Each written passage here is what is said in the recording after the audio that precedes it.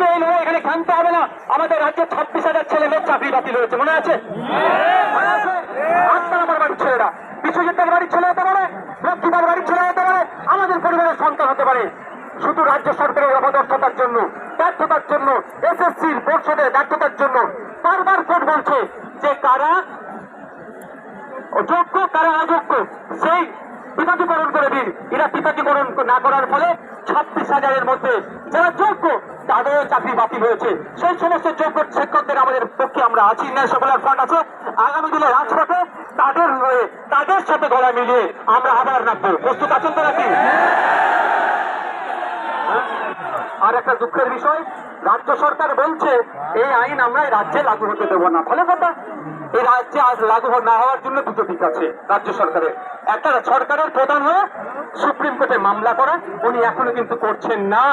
রাস্তাঘাটে পথে ঘাটে যারা আমরা যখন এই আইনের বিরোধিতা করে আন্দোলন করছি আমাদের উপর আক্রমণ করছে। আজকে আমাদের ভাঙড়ের উপর দিয়ে ভাঙড়ের ছেলেরা এখন এসে পৌঁছায়নি, এইরকম হতে পারে, সেই জন্য ভাঙড়ে আমরা একটা প্রোগ্রাম লাগিয়ে দিয়েছি।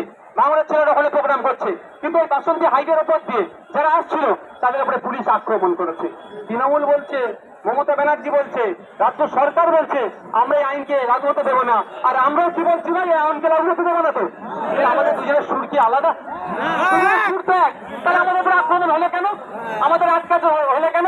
এই বললাম না, যখনই রাজ্য সরকার চাপে পড়ে দিল্লিগামীর ফ্লাইট ধরে কোন দাদা দিদির সাথে কি সেটিং হয়ে যায় বোঝা মুশকিল।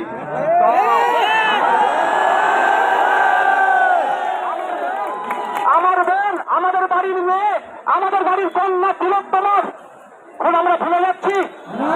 সেই সময় যারা দায়িত্ব ছিল তদন্তের, সিবিআই, অমিত শাহজির দপ্তর, সব গোলমে নিয়ে গেল। তো দাদা দিদি একে অপরের পরিপূরক, তো সবাই সজাগ থাকতে হবে, আমাদের সজাগ থাকতে হবে। আমাদের আজকের আন্দোলন নয় এটা, আমাদের আন্দোলন প্রয়োজনে 6 মাস 1 বছর চালিয়ে যেতে হবে।